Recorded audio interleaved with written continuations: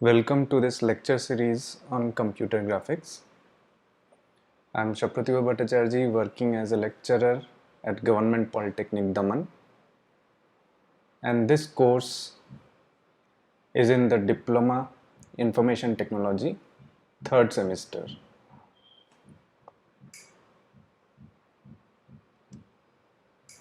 So let me first go through the contents of today's lecture. First, I will give an overview of this course on computer graphics. Then I will talk about the GTU syllabus. Then the teaching scheme I will briefly discuss. After that, I will discuss the examination scheme for this course and some progressive assessment that will be applied in this course. So let me start with overview. The learning outcomes of this course are as follows. After completing this course on computer graphics, the students will be able to understand the basics of computer graphics, the different graphic systems that are available, and the applications of computer graphics in the real world. The students will also be able to develop the capability to perform the following: translation, scaling, rotation, mainly these three, but there are other techniques also. As well as the students will be able to implement the functions in C. So your past knowledge of C will be really helpful here. So what I suggest is you should revise all your C concepts that you have studied in your first year, that is the first semester as well as second semester, because they are going to be useful in this course. And one more thing I would like to clarify is that I will speak in both English as well as Hindi. So I will use mixed language in this course. So don't worry. So let us first discuss about GTU syllabus. How can we get GTU syllabus? तो मैं आपको दिखाता हूँ कि आप GTU syllabus कैसे देख सकते हो. So for that, Google Chrome में जाके gtu.ac.in टाइप करना है. फिर GTU का वेबसाइट खुल जाएगा. उसमें हमें जाना है एकेडमिक ऑप्शन में और यहाँ पे सिलेबस है. सिलेबस पे क्लिक करने से ये पेज खुलेगा जिसमें से हमें जाना है डिप्लोमा इंजीनियरिंग में. और इसके बाद इस पेज में हमें सिलेक्ट करना है new diploma syllabus effective from अगस्त 2012. अब इस पेज में डिफरेंट सेमिस्टर्स के सिलेबस दिए हुए हैं. हमें देखना है program structure and detail syllabus for diploma third semester.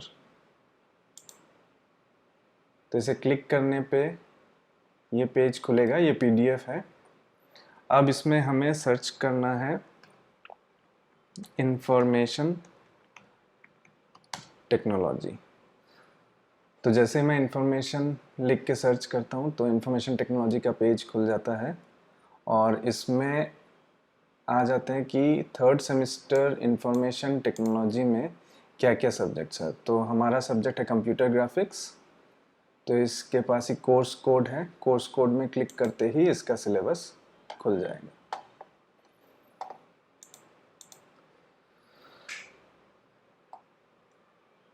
तो GTU सिलेबस ये एक तरीका हुआ जहाँ से आपको GTU का सिलेबस मिल जाएगा.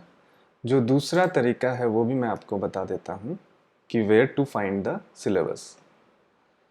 एक तो पहला जो मैंने अभी बता दिया GTU वेबसाइट पे, और दूसरा है गूगल क्लासरूम पे. तो गूगल क्लासरूम पे भी मैंने सिलेबस डाला हुआ है. उसके लिए हम classroom.google.com ओपन करेंगे और यहाँ पे जो CG क्लास है उसमें मैंने सिलेबस दिया हुआ है। ये रहा सिलेबस। इसमें भी चाहे तो आप लोग जाके सिलेबस देख सकते हैं। Both are basically the same. तो इसको मैं क्लोज कर देता हूँ। GTU के वेबसाइट पे हम चलते हैं और हम ज़रा देख लेते हैं कि सिलेबस में क्या क्या चीज़ें हैं।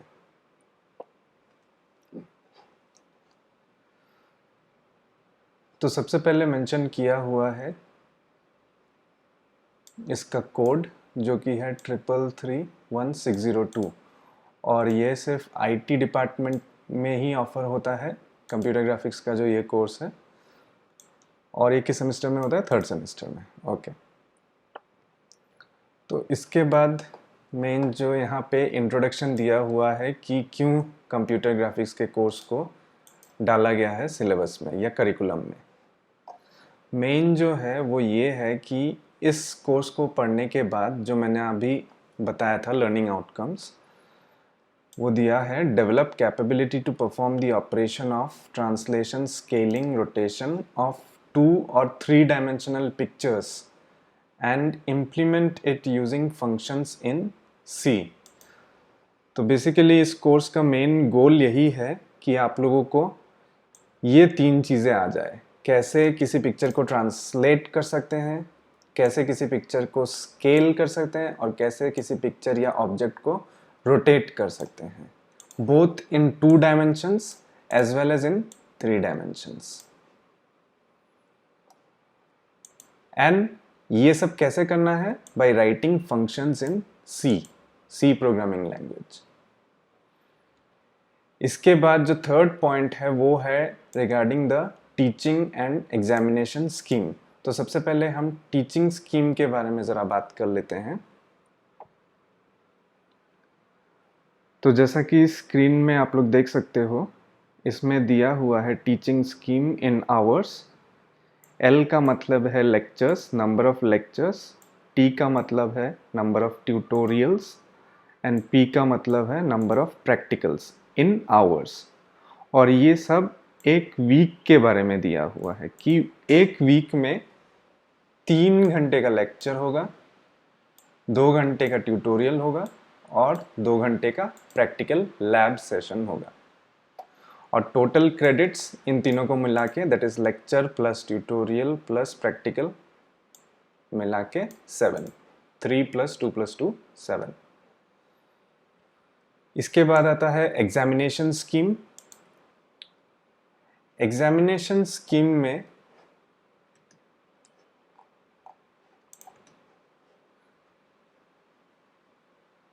एक तो है थियरी पार्ट और दूसरा है प्रैक्टिकल पार्ट, और दोनों में ही 2 हिस्से हैं। पहला हिस्सा है ESE। ESE stands for and semester examination. Theory में 70 मार्क्स का एंड सेमिस्टर एग्जामिनेशन होगा जो GTU कंडक्ट करवाएगा। And there is 30 marks of PA। PA का मतलब है progressive assessment. So this 30 marks of PA, this assessment will be done by your college, that is Government Polytechnic Daman. And practical marks similarly ESE में 20 marks दिया हुआ है और PA में 30 marks दिया हुआ है। तो थियरी में 100 मार्क्स है, 70 + 30 100, एंड प्रैक्टिकल में 20 + 30 50 मार्क्स है। Total marks 150 for this course on computer graphics.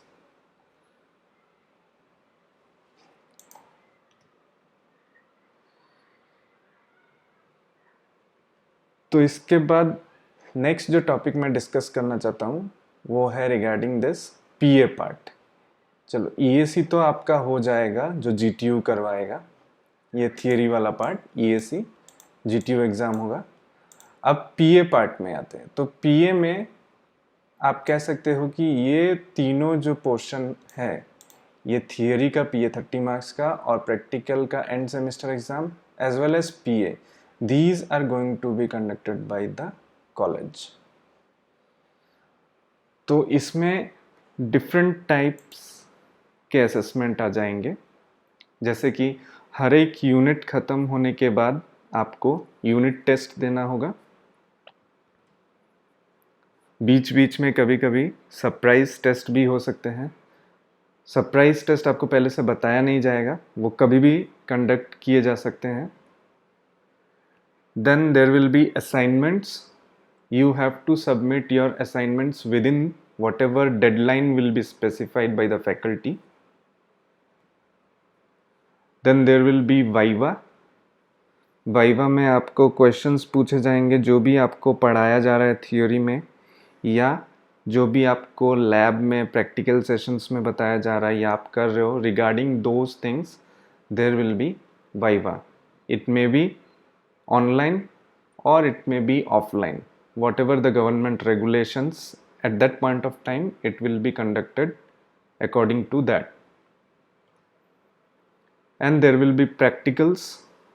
Her practical class में आपको मार्किंग की जाएगी कि आप कितना सक्सेसफुली कंडक्ट कर पा रहे हो अपने एक्सपेरिमेंट्स को, कितना इम्प्लीमेंट कर पा रहे हो, उस हिसाब से आपकी मार्किंग होगी।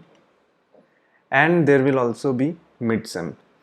तो इनमें जो ब्रेकअप है, मतलब किस में कितना मार्क्स होगा, वो सब आपको बता दिया जाएगा कुछ ही दिनों में। अब हम बात कर लेते हैं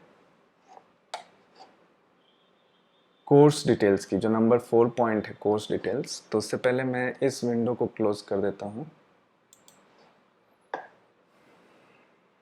ओके, तो हमने यहाँ तक बात कर लिया। टीचिंग एंड एग्जामिनेशन स्कीम हम देख चुके हैं। Next is your course details. So in course details unit wise दिया हुआ है, जैसे कि यहाँ पे यूनिट 1 2 3 4 जो भी यूनिट्स हैं, देन उस यूनिट के मेजर लर्निंग आउटकम्स क्या क्या है, and finally what are the topics and subtopics in that unit. So for example, let us see what is there in unit 1. Unit 1 का नाम है इंट्रोडक्शन टू कंप्यूटर ग्राफिक्स। इसके major learning outcomes है number 1, identify the need of computer graphics, कि हमें computer graphics क्यों चाहिए। Then describe the various applications of computer graphics, कहाँ कहाँ कंप्यूटर ग्राफिक्स इस्तेमाल किए जाते हैं। Then demonstrate working of input output devices, कि आपको बताया जाएगा कि कैसे different types of input devices and output devices work. और ये आ गया यूनिट 2। तो यूनिट 1 में 3 लर्निंग आउटकम्स हैं, major learning outcomes, and for those learning outcomes there are topics and subtopics. For example, ये जो पहला लर्निंग आउटकम है, आइडेंटिफाई द नीड, कि क्यों हम कंप्यूटर ग्राफिक्स इस्तेमाल करें, इसके अंडर पे जो टॉपिक है वो है identify evolution of graphics system, जिसमें आपको ग्राफिक्स, कंप्यूटर ग्राफिक्स के हिस्ट्री के बारे में बताया जाएगा कि कैसे कंप्यूटर ग्राफिक्स आया, क्यों आया, कब आया, और कहाँ से उसकी शुरुआत हुई, और अभी वो किस प्रेजेंट स्टेज में है। इसके बाद नेक्स्ट टॉपिक है एप्लीकेशंस इन डिफरेंट एरियाज़। तो इसमें आपको बताया जाएगा कि कंप्यूटर ग्राफिक्स कहाँ कहाँ रियल लाइफ में इस्तेमाल किया जाता है। तो उसके लिए जैसे कि प्रेजेंटेशन ग्राफिक्स, फिर एजुकेशन एंड ट्रेनिंग, फिर कंप्यूटर आर्ट, फिर हो गया image processing, multimedia, entertainment, computer aided design, virtual reality, advertisement. तो हम देखेंगे कि इन सारे फील्ड्स में कंप्यूटर ग्राफिक्स कहाँ और कैसे इस्तेमाल किया जाता है। इसके बाद हम पढ़ेंगे बहुत ही इम्पॉर्टेंट टॉपिक जिसके ऊपर हर साल क्वेश्चंस आते हैं, वो है रास्टर एंड रैंडम स्कैनिंग। ये क्या होते हैं and what are their differences, what is vector scanning, we will study. उसके बाद हम पढ़ेंगे कि different types of display devices क्या क्या है, यानी कि मॉनिटर्स। तो raster and random display systems, CRT cathode ray tubes, flat panel displays जिसमें LCD LED डिस्प्लेज आ जाते हैं, then VGA, these all we are going to study. After that we will study about hard copy devices यानी कि printers, तो half toning क्या होता है and what are the different types of printers available. And final topic is on in this first unit is regarding input devices like keyboard, touch panel, digitizing tablet, mouse, trackball, data glove, light pen, image scanners, post script. तो ये सब हम पढ़ेंगे unit 1 में. तो इनमें से कई चीज़ें आप लोग डेली या बहुत रेगुलरली फ्रिक्वेंटली यूज़ भी करते होंगे और कई चीज़ें ऐसी भी होंगी जो आपने कभी यूज़ नहीं की होगी. तो बहुत कुछ जानने को मिलेगा, बहुत कुछ सीखने को मिलेगा इस कोर्स में. इसके बाद देख लेते हैं कि यूनिट 2 में क्या क्या है. Unit 2 is named output primitives. Output primitives का मतलब होता है कि जो कंप्यूटर ग्राफिक्स है that is basically used for outputs like output on the monitor या फिर output from the printer. So output primitives का मतलब है कि वो बेसिक बिल्डिंग ब्लॉक्स कौन से हैं जिनके ज़रिए हम आउटपुट्स को प्रोड्यूस करते हैं. तो इसमें मेजर लर्निंग आउटकम्स है कि test and implement line drawing algorithm, कि कैसे उन एल्गोरिदम्स के बारे में हम लोग पढ़ेंगे जिनसे हम मॉनिटर पे या स्क्रीन पे लाइंस ड्रॉ कर सकते हैं.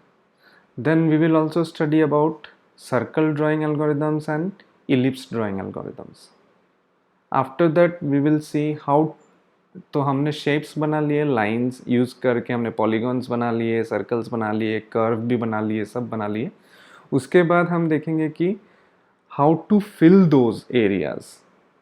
जैसा कि आप लोगों में से बहुत लोगों ने पेंट या फोटोशॉप में देखा होगा, शेप बनाने के बाद हम उसमें कलर फिल करते हैं. तो वो कौन से एल्गोरिदम्स हैं जिनसे हम कलर फिल कर सकते हैं वो भी हम देखेंगे इसमें. Then we will study about the types of polygons. Polygons के क्या क्या मेजर टाइप्स हैं. And finally describe character generation methods. Characters यानी कि ABCD जो भी अल्फ़ाबेट्स है या जो भी नंबर्स है 1 2 3 4 उनको कैसे जनरेट करें इसके बारे में पढ़ेंगे लास्ट टॉपिक में यूनिट 2 में.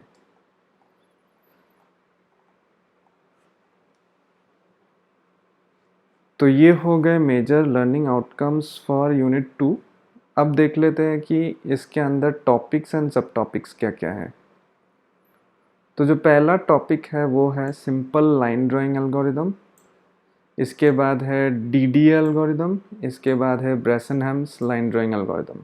तो 3 लाइन ड्राइंग एल्गोरिदम हम पढ़ेंगे और देखेंगे कि कौन सा इनमें से बेस्ट है, या एक दूसरे को कंपेयर करके देखेंगे कि किस में क्या डिसएडवांटेज है, किस में क्या एडवांटेज है. उसके बाद we will study about midpoint circle generating algorithm, कि कैसे सर्कल्स को जनरेट कर सकते हैं using this midpoint algorithm and कैसे इलिप्स को जनरेट कर सकते हैं using this midpoint algorithm.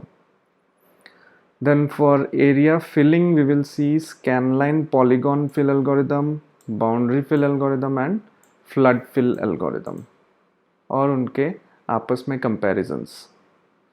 For types of polygon will see what are convex and concave polygons. And finally और the methods of character generation, जैसे कि hardware based, vector based and bitmap based, ये हम देखेंगे. फिर unit 3 में we will study about 2-dimensional geometry and viewing. So the major learning outcomes of unit 3 are, we'll see what is meant by 2-dimensional transformations. Then we will try to understand the matrix representation, and from this matrix representation we will go to homogeneous coordinates of basic transformation. After that we'll study about generating composite transformations by using the basic transformations. उसके बाद viewing pipeline के बारे में पढ़ेंगे and finally test and implement the clipping algorithms. तो इसके topics and सब topics को देख लेते हैं यूनिट 3 के. So the first topic is general procedures for applying translation, rotation and scaling. तो ये तीनों जो है बेसिक ट्रांसफॉर्मेशन, ये बहुत इंपॉर्टेंट है. First one is translation, second one is rotation and third one is scaling. तो हम लोग इन तीनों के बारे में बार बार पढ़ेंगे. एक बार 2D में पढ़ेंगे, फिर 3D में भी पढ़ेंगे. Then we will study how to represent these basic transformations in the form of matrices. तो इस कोर्स के लिए मैं एक और चीज़ बता देना चाहता हूँ कि ये जो लीनियर अलजेब्रा है, यानी कि matrix addition, matrix multiplication, inverse of a matrix, ये बहुत बहुत इम्पॉर्टेंट है.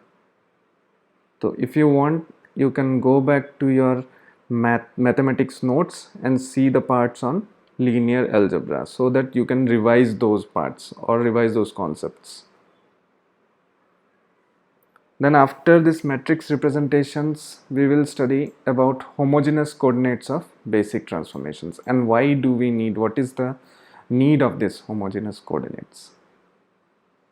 Next, generating composite transformations from the basic transformations, and we will perform general pivot point rotation and general fixed point scaling. This is very important. हर साल questions आते ही आते हैं. Then we will see inverse transformation, मतलब जो भी transformation किया है उसका उल्टा कैसे किया जाए.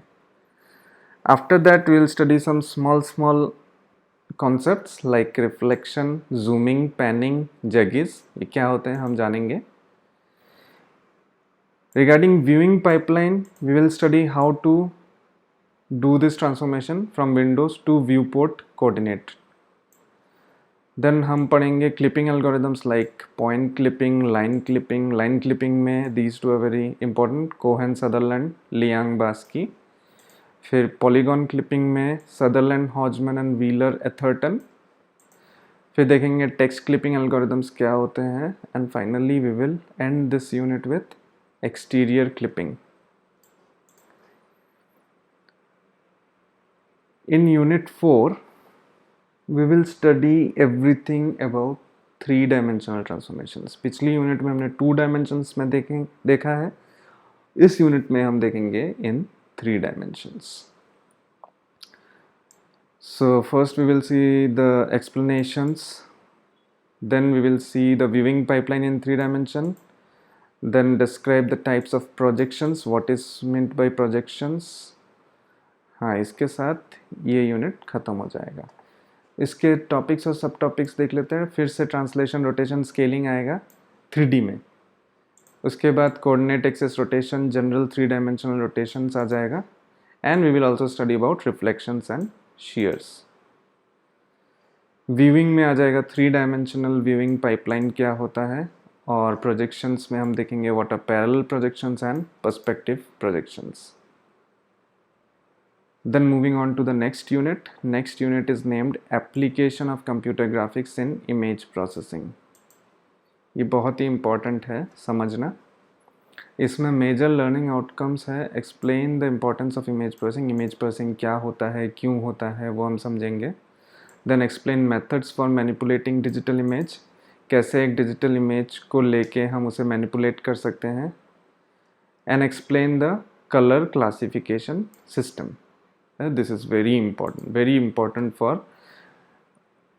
advanced computer graphics related work, or very important for those involved in like artistic fields or printing technology. उनके लिए बहुत important है. तो एक बार टॉपिक्स और सब टॉपिक्स को देख लेते हैं. तो इसमें इम्पोर्टेंस ऑफ इमेज प्रोसेसिंग है. Then importance of graphics in image processing. Then computer graphics and image processing in 2D and 3D. Then what is GUI, GUI भी बोलते हैं इसको कई लोग. what are type settings, visualization, computer aided design, photo collaging, artwork, इन सब के बारे में पढ़ेंगे. Then what are the differences between a digital and a real image, and different methods to display some digital image like half toning क्या होता है, nearest neighbor क्या होता है, image sampling, quantization, human perception to images, discrimination, adaptation, contrast, persistence, ये सब हम देखेंगे, पढ़ेंगे इनके बारे में. Then requirements for human vision, यानी कि हम जो देखते हैं चीज़ों को वो कैसे देखते हैं. We will study about that system, human vision system. Like illumination क्या होता है, what are the objects, eyes के बारे में भी पढ़ेंगे थोड़ा बहुत. And finally we will close the entire course with the colour classification system, जिसमें बहुत ही फेमस है ये Munsell colour classification and XYZ colour space. तो इसके साथ हमारा कोर्स ओवर हो जाएगा.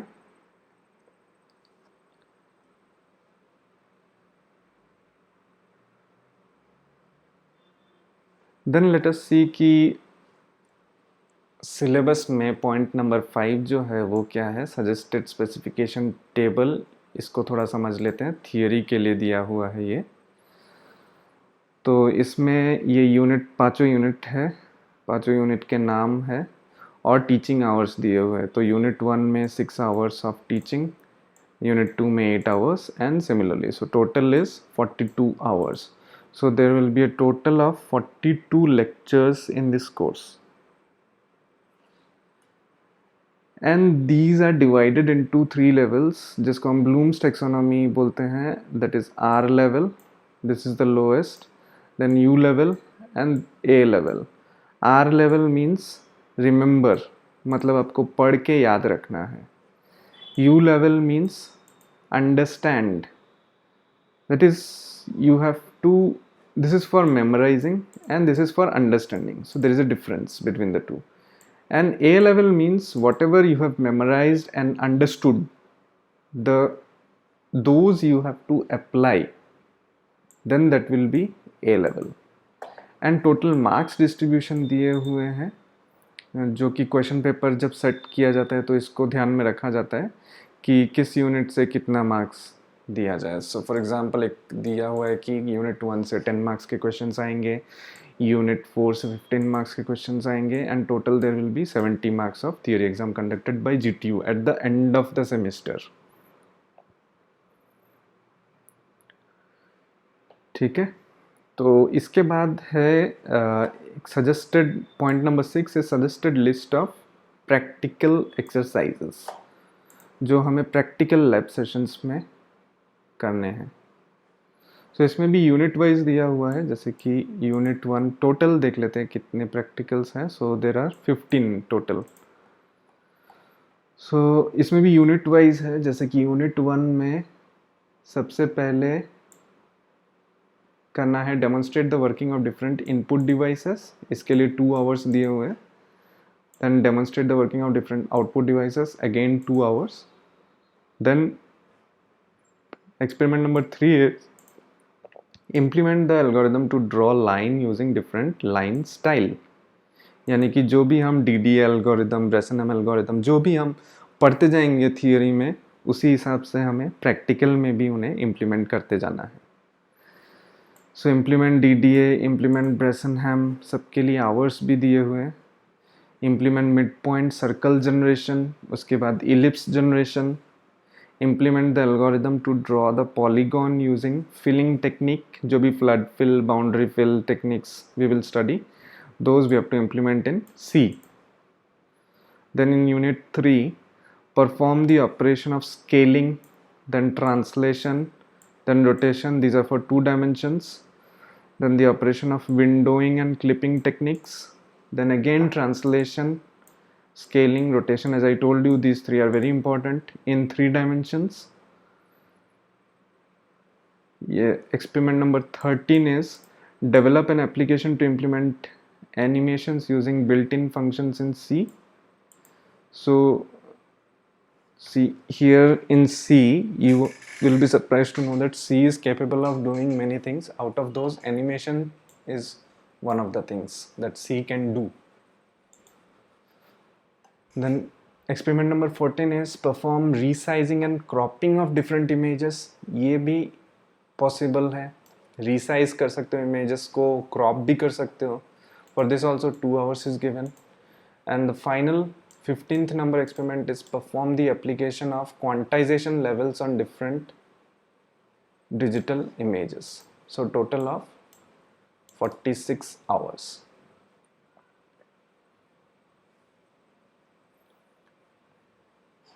Point number 7 is some suggested list of student activities. So they have suggested that students should prepare computer graphics as per the specification, that is they're talking about the practicals, and prepare programs for games. So interested students may take it to some higher level and they may prepare some games using computer graphics programs.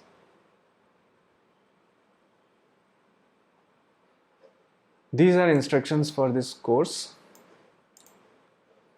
So in this you can study about these instructions. For example, students are assigned to prepare PowerPoint presentations. We will not go into the details of these. This is important. Point number 9, suggested learning resources from where you can study more about computer graphics. So this book is like very important. It's like the Gita of computer graphics. It is by Hearn and Baker. सबको पता है, everybody knows about this book. So if you are interested, you can go and buy this book, or you can check in the library or even ask your seniors. Then this book is also good by Stephen Harrington. This is another book which is very, very important for digital image processing. Gonzalez and Woods. So these books, if you want, you can buy. Next is the list of software or learning websites that are available or that have been used to prepare this syllabus. So I'll show you some of these websites.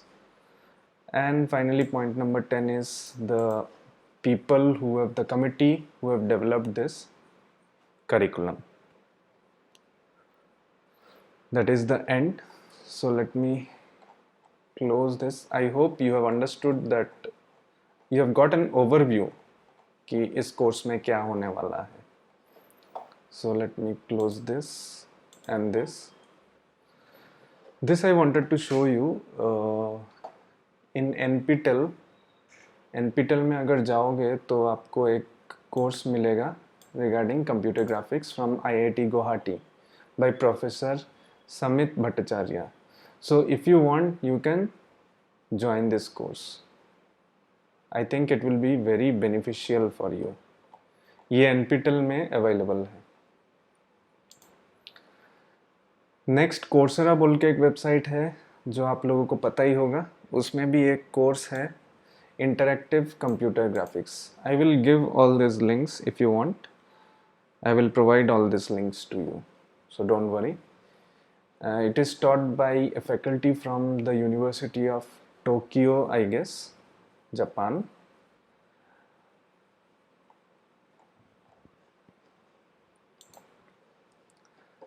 Then यहाँ पे Cornell university का एक page है regarding what is computer graphics.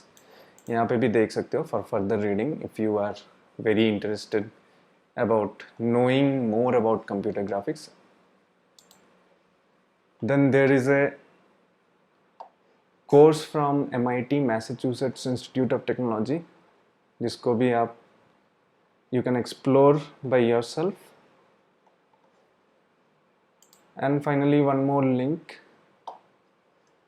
that I will share with you regarding some computer graphics learning materials. इसके अलावा अगर आप Google में जाके टाइप करोगे कंप्यूटर ग्राफिक्स तो आपको और भी बहुत सारे ट्यूटोरियल्स मिल जाएंगे, जैसे कि Geeks for geeks, tutorials point. तो ये हो गया आपका जावा टी पॉइंट का कंप्यूटर ग्राफिक्स ट्यूटोरियल। यहाँ पे भी आपको बहुत कुछ मिल जाएगा पढ़ने के लिए, जानने के लिए। ये हो गया गीक्स फॉर गीक्स का ट्यूटोरियल, बहुत बढ़िया बढ़िया ट्यूटोरियल है, आप लोग जाके देख सकते हो। और ये हो गया ट्यूटोरियल्स पॉइंट का tutorial regarding computer graphics.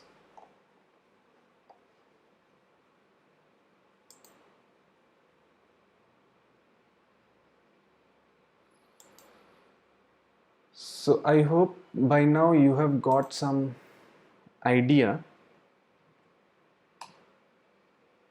about what is computer graphics and what we are going to study and what we are going to learn in this course.